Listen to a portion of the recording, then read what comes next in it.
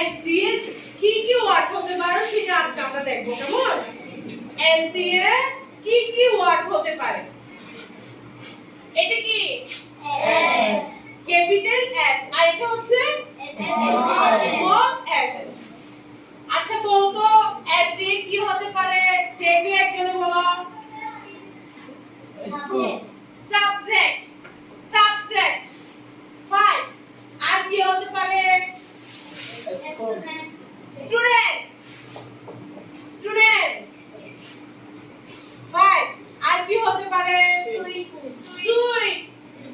excellent আর কি হতে পারে স্কুল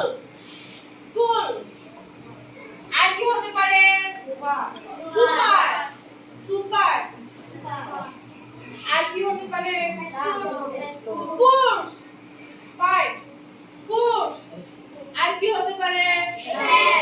স্ন্যাক স্ন্যাক